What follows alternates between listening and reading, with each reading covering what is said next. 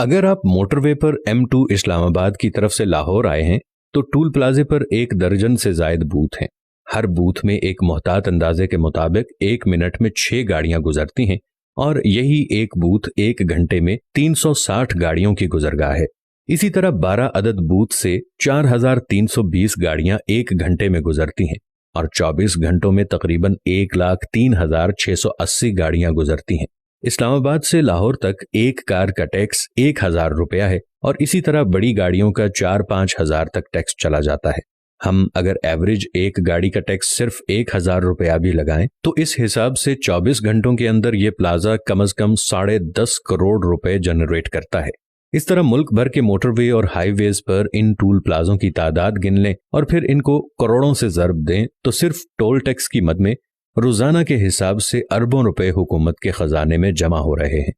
आप जिस गाड़ी में सफर कर रहे हैं इसमें पेट्रोल की मद में कम से कम 1 लीटर पर 50 रुपए टैक्स काटा जा रहा है।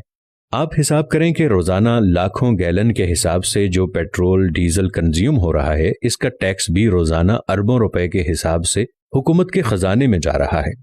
आप जिस गाड़ी में सफर कर रहे हैं उसको जब खरीदा जाता है तो जितनी गाड़ी की कीमत होती है इतना ही इस पर सेल्स टैक्स और कस्टम ड्यूटी भरनी पड़ती है। आप जिस गाड़ी को अपने पास रखते हैं उसकी सालाना एक्साइज ड्यूटी भी अरबों रुपए में जमा होती है। आपकी बिजली का बिल भी अगर 10,000 रुपए है तो असल बिजली की कीमत 3,000 निकालकर बकाया 7,000 रुपए टैक्स है जो माहाना हर कंज्यूमर से काटा जाता है और अरबों रुपया खजाने में जमा होता है। इसी तरह गैस के बिल पर भी इसी शरह से टैक्स लग रहा है और खजाने में जमा हो रहा है। आप एक मेडिकल स्टोर से 300 रुपए की दवाई खरीद रहे हैं। एक मोहतात अंदाजे के मुताबिक इस पर तकरीबन 40 से 50 रुपए तक सेल्स टैक्स है जो कि खजाने में जा रहा है।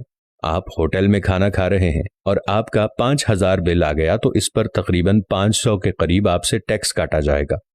आप अपने मकान का नक्शा पास करवा रहे हैं और आप किसी भी डेवलपमेंट इदारे के दफ्तर में जाएं तो लोगों की कतारें लगी हुई होंगी जिनसे 40 से 50 हजार रुपए फी नक्शा फीस जमा की जाएगी। ये भी खजाने में जमा होता है। आप जिस घर में रहते हैं इस घर का सालाना टैक्स आपने खजाने में अलग से जमा कराना होगा। आप घर के लिए ग्रोसरी की खरीदारी कर रहे हैं, इस पे भी आपने टैक्स देना होगा।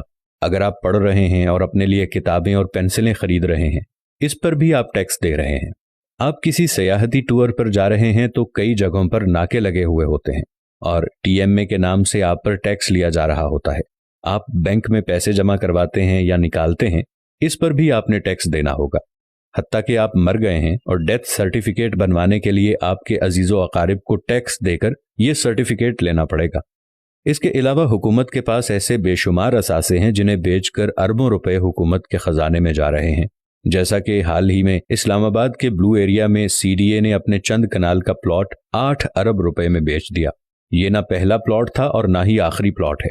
मैं नहीं समझता कि मेरे पास अगर चंद मरले का कमर्शियल प्लॉट होता तो उस एक प्लॉट से मेरी जिंदगी शानदार गुजरती, बल्कि मेरी आने वाली नस्ल भी उससे भरपूर इस्तेफादा करती है।